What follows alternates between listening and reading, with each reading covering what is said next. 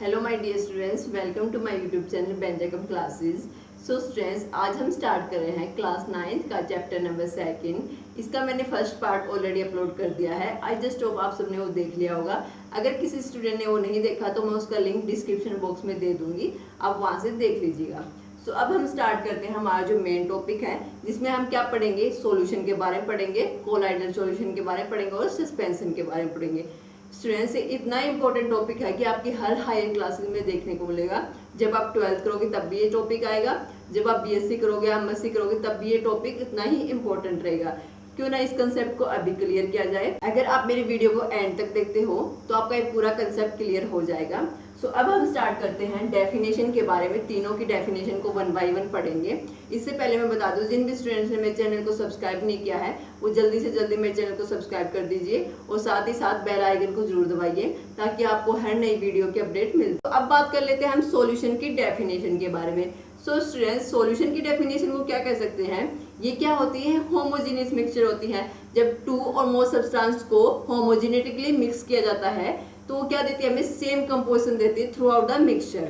सो हम क्या कह सकते हैं, इसकी डेफिनेशन अगर लिखना चाहें तो ये क्या कहेंगे, ए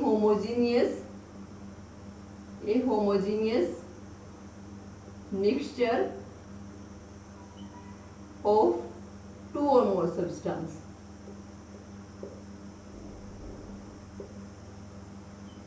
ये क्या होते हैं स्टूडेंट, 2 और मोर सब्सटेंस का होमोजेनियस मिक्सचर होते हैं। दैट मीन्स इनके पूरे मिक्सचर में सेम कंपोजिशन रहती है, इनके पार्टिकल की कंपोजिशन सेम रहती है। अब बात कर लेते हैं जो सॉल्यूशन बनता है वो किन किन से बनता है। तो ये बनता है सोल्यूट से और सॉल्वेंट से। ये दोनों मिलके हमें क्या दे देते हैं, सॉल्यूशन दे देते हैं। सबसे पहला पॉइंट आता है कि सोल्यूट क्या होता है और सॉल्वेंट क्या होता है। तो सोल्यूट क्या होता है स्टूडेंट्स, ये ऐसे सब्सटेंस होते हैं जो दूसरे सब्सटेंस में जाके डिजोल्व हो सके। क्या होते हैं, ये ऐसे सब्सटेंस होते हैं जो दूसरे सब्सटेंस में जाके डिजोल्व हो सके। मान लीजिए हमारे पास क्या है, शुगर है, उसको हमें वाटर में डिजोल्व करना है, तो शुगर जाके वाटर में डिजोल्व हो जाएगी। तो हम क्या कह सकते हैं, ये ऐसा सब्सटेंस है जो किसमें जाके डिजोल्व हो गया, अनदर सब्सटेंस में। सो शुगर क्या हमारी सोल्यूट है, शुगर क्या हमारी सोल्यूट है। बात कर लेते हैं अब सोलवेंट की। तो सोलवेंट क्या होते हैं, ये ऐसे सब्सटेंस होते हैं जो अपने अंदर सोल्यूट को डिजोल्व कर ले। सोलवेंट क्या होते हैं, ये ऐसे सब्सटेंस होते हैं जो अपने अंदर सोल्यूट को डिजोल्व कर ले। मान लीजिए जो हमारे पास वाटर था उसके अंदर आगे शुगर को हमने डिजोल्व किया, तो वाटर क्या हमारा एक ऐसा सब्सटेंस है जिसने क्या किया है, शुगर को डिजोल्व किया। शुगर क्या हमारी सोल्यूट। सो हम क्या कह सकते हैं, जो वाटर होगा वो हमारा क्या होगा, सोलवेंट होगा। और ये दोनों मिलके हमें क्या देते हैं, शुगर सॉल्यूशन देते हैं, शुगर सॉल्यूशन। तो ये थी डेफिनेशन सॉल्यूशन के बारे में। अब बात कर लेते हैं कोलाइडल सॉल्यूशन के बारे में। तो स्टूडेंट्स, कोलाइडल सॉल्यूशन क्या होते हैं, ये होते हैं हेट्रोजीनियस मिक्सचर। ये क्या होते हैं, हेट्रोजीनियस मिक्सचर। जब 2 और मोर सब्सटेंस को आपस में मिक्स किया जाता है तो वो हमें क्या देंगे, हेट्रोजीनियस मिक्सचर देंगे। सो हम इसकी डेफिनेशन क्या लिख सकते हैं, ए हेट्रोजीनियस मिक्सचर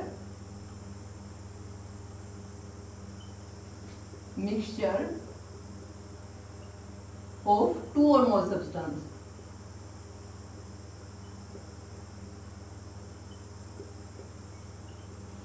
तो अब बात कर लेते हैं कि कोलाइडल सॉल्यूशन किन से बनता है।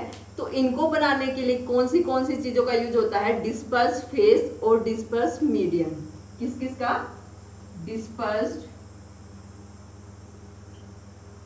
फेज और किसका है, डिस्पर्स्ड मीडियम का।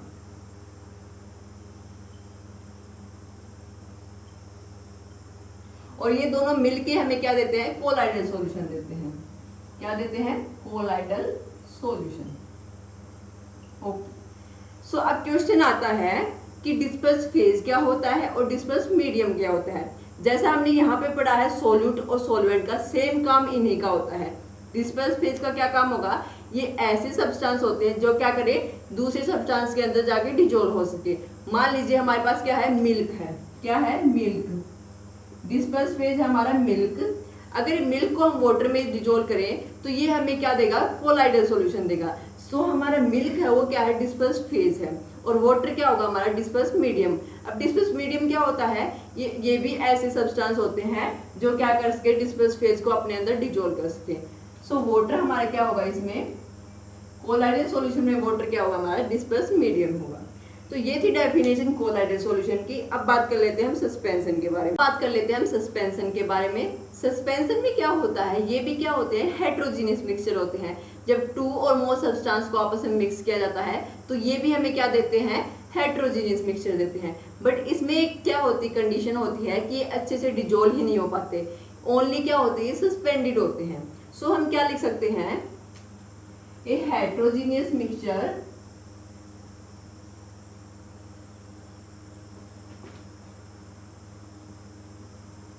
of two or more substance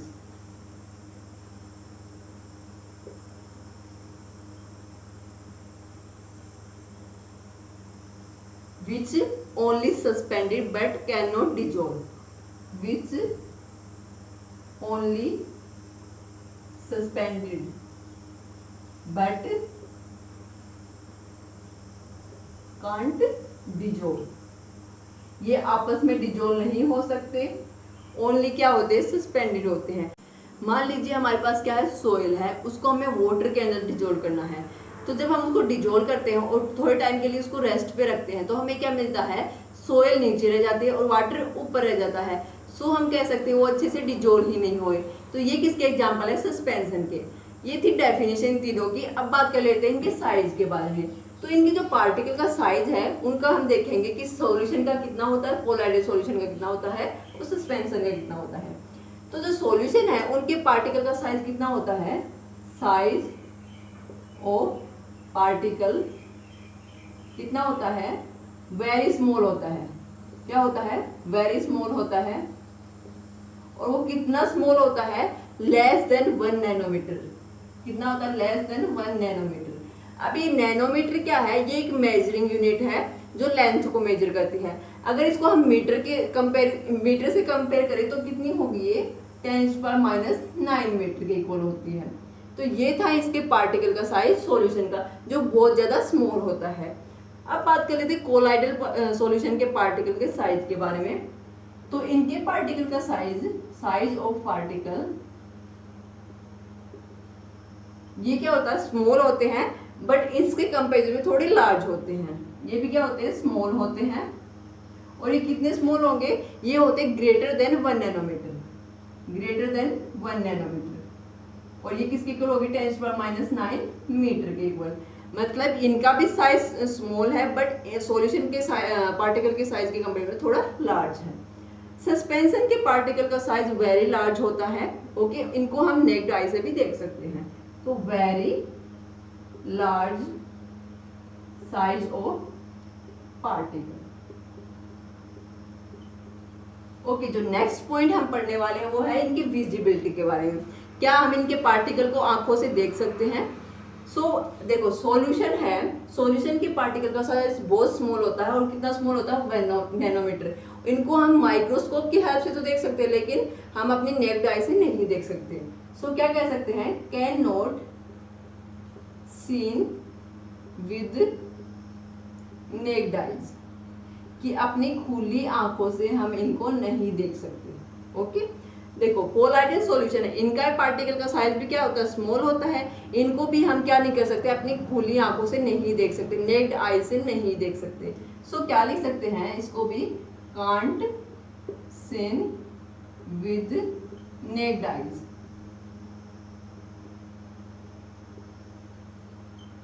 देखो, सस्पेंशन की जो पार्टिकल का साइज है वह लार्ज होता है।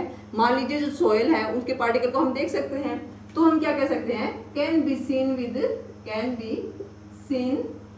विद नेक्ड आइज, कि इनको हम अपनी खुली आंखों से देख सकते हैं।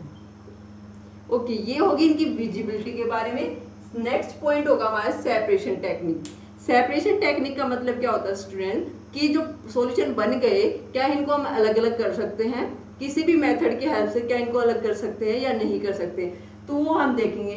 तो सॉल्यूशन सॉल्यूशन जब बन जाता है तो इतने अच्छे से बनता है कि हम उनको किसी भी टेक्निक से अलग नहीं कर सकते, मतलब वो किसी भी टेक्निक से सेपरेट नहीं किए जा सकते। सो क्या लिख सकते हैं हम, can not separate it,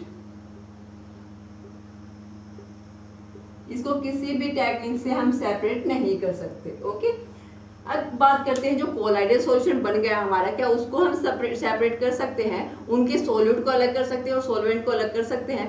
yes, हम कर सकते हैं, और इसके लिए एक स्पेशल टेक्निक होती है, वो कौन सी है, सेंट्रीफ्यूगेशन। सेंट्रीफ्यूगेशन, मैं इसका प्रिंसिपल बता देती हूँ, बाकी इसकी डिटेल हम नेक्स्ट वीडियो में पढ़ेंगे, जिसमें हम पढ़ेंगे सेपरेशन ऑफ मिक्सचर के बारे में। सो इस जो सेंट्रीफ्यूगेशन होता है प्रोसेस, उसमें जो प्रिंसिपल होगा वो क्या होगा, जब हम इसके सॉल्यूशन को इस मशीन पे रखते हैं तो इतने स्पीडली मूव करता है कि जिससे क्या होता है, जो हैवी पार्टिकल होते हैं वो तो नीचे रह जाते हैं और जो लाइटर पार्टिकल होते हैं वो ऊपर रह जाते हैं। मान लीजिए हमारे पास क्या होती है, एक दूध बिलोने वाली मशीन होती है सबके घरों में, उसका काम क्या होता है, सेंट्रीफ्यूगेशन प्रोसेस से ही उसका काम होता है। वो क्या करती है, जो दही होता है उससे उसको क्या करती है, वो स्पीडली मूव करती है, और उससे क्या होगा, जो लस्सी होगी वो नीचे रह जाएगी और जो मक्खन होगा वो ऊपर आ जाएगा। सो हम उन दोनों को सेपरेट कर सकते हैं। तो ये कौन सा प्रोसेस होता है, सेंट्रीफ्यूगेशन का। अब बात करते हैं कि सस्पेंशन को हम सेपरेट कर सकते हैं, इसको हम इजिली सेपरेट कर सकते हैं बाय फिल्ट्रेशन प्रोसेस। कौन से प्रोसेस से, फिल्ट्रेशन प्रोसेस से। अब ये फिल्ट्रेशन प्रोसेस क्या होता है, हमें क्या चीज में फिल्टर पेपर चाहिए, और फिल्टर पेपर क्या करेगा, सॉल्यूट पार्टिकल को अपने ऊपर रख लेगा और सॉल्वेंट उससे नीचे चला जाएगा, और उनको हम इजिली सेपरेट कर सकते हैं। तो ये थी इनकी सेपरेटिंग ऑफ लाइट। क्या होता है स्टूडेंट्स, मान लीजिए हमारे पास एक बीकर है, उसके अंदर क्या है, सॉल्यूशन है। अगर उसके अंदर से हम टॉर्च की लाइट को पास करते हैं, और अगर हमें क्या मिल जाए, उस लाइट का पाथ दिखाई दे उस सॉल्यूशन के अंदर से, सो हम क्या कर सकते हैं, उसने लाइट को स्कैटर किया है। अगर उसका पाथ नहीं दिखाई देता तो हम क्या कर सकते हैं, उसने लाइट को स्कैटर नहीं किया है। अब क्वेश्चन ये अराइज होता है कि हमें उसका पाथ क्यों दिखाई देता है और क्यों नहीं दिखाई देता। ओके, जो सॉल्यूशन होगा उसके अंदर उसके पार्टिकल होंगे छोटे छोटे, अगर उन पार्टिकल ने उस लाइट को रिफ्लेक्ट किया है और वो हमारी आंखों पे पड़ी तो हमें उसका पाथ दिखाई देता है। अगर वो लाइट को रिफ्लेक्ट नहीं करते तो अपनी आंखों ऊपर वो लाइट नहीं पड़ती है और हमें उसका पाथ नहीं दिखाई देता है। तो ये होती है स्कैटरिंग ऑफ लाइट का होल प्रोसेस। ओके, हम वन बाय वन इनको पढ़ते हैं कि किसने लाइट को स्कैटर किया है और किसने नहीं किया। सॉल्यूशन क्या होता है, इनके पार्टिकल का साइज बहुत ज़्यादा स्मॉल होता है, और जब हम इसके अंदर से लाइट को पास करते हैं तो इतने छोटे साइज होने की वजह से लाइट को स्कैटर नहीं कर पाते। सो हम क्या कह सकते हैं, no scattering of light, no scattering of light. इसमें लाइट की स्कैटरिंग नहीं होती। क्यों नहीं होती अगर क्वेश्चन आ जाए, क्योंकि इनके पार्टिकल का साइज बहुत स्मॉल है और इस वजह से वो लाइट को रिफ्लेक्ट नहीं कर पाते। अगर लाइट की रिफ्लेक्ट नहीं होगी तो हमारी आंखों पे वो नहीं पहुंचेगी और उससे हमें उसका पाथ नहीं दिखाई देगा। सो हम क्या कह सकते हैं, इसने लाइट को स्कैटर नहीं किया है। अब बात कर लेते हैं कोलाइडल सॉल्यूशन, क्या ये लाइट को स्कैटर करता है? यस, ये करता है, और इसमें एक स्पेशल इफेक्ट होता है। कौन सा? Tyndall effect. तो टिंडल इफेक्ट क्या होता है स्टूडेंट्स, मान लीजिए हमारे पास एक डार्क रूम है और ऊपर एक उसकी विंडो है, तो जब उसकी सनलाइट आती है उस विंडो से तो हमें उसके सनलाइट में छोटे छोटे डस्ट पार्टिकल दिखाई देते हैं। ऐसा क्यों दिखाई देता है? क्योंकि जो छोटे छोटे डस्ट पार्टिकल होते हैं उन्होंने उस लाइट को रिफ्लेक्ट किया है और वो हमारी आंखों में पड़ी है और उस वजह से हमें वो दिखाई देते हैं। तो ये होता है टिंडल इफेक्ट। ओके, इसमें ये क्या करते हैं, इनके पार्टिकल का साइज स्मॉल है बट इतना भी स्मॉल नहीं है कि वो लाइट को स्कैटर ना कर सके, मतलब ये इनके पार्टिकल लाइट को स्कैटर करते हैं। सो हम क्या कह सकते हैं, इसमें क्या होती है, light scattering of light present होती है, स्कैटरिंग ऑफ लाइट प्रेजेंट होती है, और उसमें एक स्पेशल इफेक्ट होता है। क्या होता है? Tyndall effect.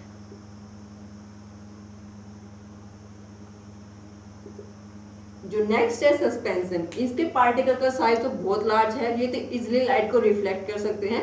सो ये क्या कह सकते हैं हमें, इसमें भी क्या है, स्कैटरिंग ऑफ लाइट प्रेजेंट है, स्कैटरिंग ऑफ लाइट प्रेजेंट है। ओके, इसमें भी प्रेजेंट है, इन दोनों में प्रेजेंट है, बट सॉल्यूशन में प्रेजेंट नहीं है। अब नेक्स्ट पॉइंट आता है हमारे स्टेबिलिटी के बारे में। तो स्टूडेंट्स, स्टेबिलिटी मतलब अगर ये सॉल्यूशन बन गए हैं तो क्या ये स्टेबल हैं या फिर वापस से उनमें कन्वर्ट हो सकते हैं। तो देखो जो हमारा सॉल्यूशन है वो इतने अच्छे से मिक्स हो जाता है कि उसको हम किसी टेक्निक से सेपरेट ही नहीं कर सकते। दैट मीन्स ये तो क्या हमारा हाईली स्टेबल है, ये क्या हमारा हाईली स्टेबल होता है। हाईली स्टेबल होते हैं जो हमारे सॉल्यूशन होते हैं वो। कोलाइडल सॉल्यूशन क्या होता है, ये भी स्टेबल होते हैं बट इसके कंपैरिजन में लेस स्टेबल होते हैं। ये क्या होते हैं, स्टेबल होते हैं। इनको अगर वैसे देखा जाए तो ये अलग अलग नहीं कर सकते, कोई स्पेशल टेक्निक की वजह से इनको सेपरेट कर सकते हैं। सो इनको हम क्या कह सकते हैं, स्टेबल हैं बट लेस स्टेबल देन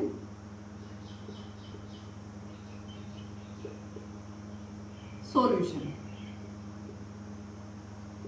जो नेक्स्ट है हमारा सस्पेंशन, देखो ये तो अच्छे से डिजोल्व ही नहीं हो पाते। दैट मीन्स ये क्या कह सकते हैं, ये तो हाईली अनस्टेबल है। क्या है, अनस्टेबल। क्यों, क्योंकि ये अच्छे से घुले ही नहीं है, तो ये तो अच्छे से सॉल्यूशन बनाए ही नहीं है। सो हम क्या कह सकते हैं, ये क्या है, हाईली अनस्टेबल है। Highly unstable. ये थी इनकी स्टेबिलिटी के बारे में। जो नेक्स्ट पॉइंट हमारा बच गया है वो क्या है, इनके सबके एग्जाम्पल कि कौन से एग्जाम्पल हैं इनके। तो देखो फर्स्ट वे क्या है हमारा, अगर हम शुगर को वाटर में डिजोल्व करते हैं या फिर सोल्ट लगा दो, सोल्ट को वाटर में डिजोल्व करते हैं, शुगर इन वाटर। अगर ऐसा करते हैं तो हमें क्या मिलता है, सॉल्यूशन मिलता है। अगर हम मिल्क को वाटर में डिजोल्व करते हैं, मिल्क को वाटर में डिजोल्व करते हैं तो हमें क्या मिलता है, कोलाइडल सॉल्यूशन मिलता है। ऐसे ही जब हम सोयल को वाटर में डिजोल्व करते हैं तो हमें कौन सा मिलता है, सस्पेंशन। तो ये थी हमारी पूरी टेबल जिसमें हमने सारी इनकी प्रॉपर्टी के बारे में जान लिया, साथ ही साथ इनकी डेफिनेशन के बारे में जान लिया। ओके, आई जस्ट होप आप सब स्टूडेंट्स को ये समझ में आ गया होगा। तो जल्दी से जल्दी मेरे वीडियो को लाइक कीजिए और साथ ही साथ मेरे चैनल को सब्सक्राइब कीजिए और अपने दोस्तों को ज़रूर शेयर कीजिए। Thank you.